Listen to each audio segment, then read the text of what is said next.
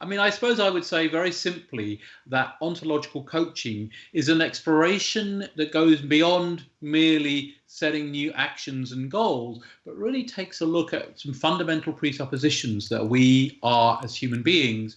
And if we want to do and produce more than just more of the same, then I think we need to go a little bit deeper than taking a look at what are the actions that we're going to take. Go a little bit deeper, if you like, than coaching that is merely transactional. Tell me what you want and I'll help you get there. And actually take a look at, the way that I see the world, the way I experience the world shapes my capacity for action. And if I don't take a look at that and I don't explore it, then I'm actually unlikely to do anything more than just produce more of the same.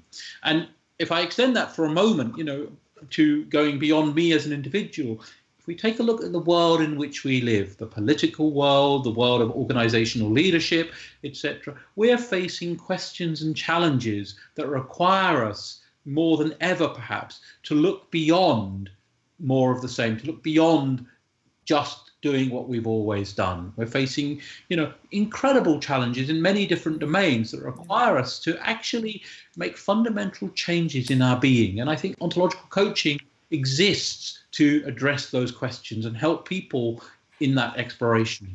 One example I often use is that, we work with a lot of people who come to us because they're in overwhelm. They have too much to do.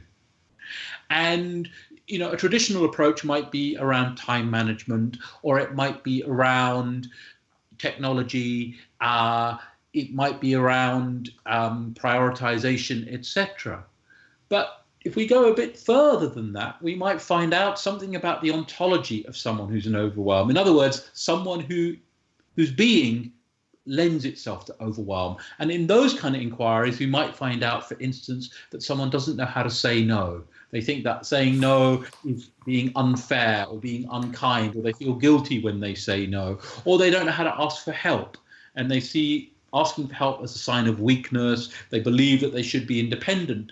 And those kind of values, like being independent or being strong, which many people have, will cost them in the sense that it might make it hard for them to say no or to ask for help. And if we don't address those more fundamental aspects of a person's being, then she or he is likely to remain in overwhelm. In a sense, it's very hard to be specific and reduce it to something very binary, because I think it's a long experiential process of discovery. But what I'll say is something along the lines of, my capacity for action is shaped by the structural view that I have of the world, which is shaped in my language, the stories and narratives I have about the world, my mood, the way I move through space.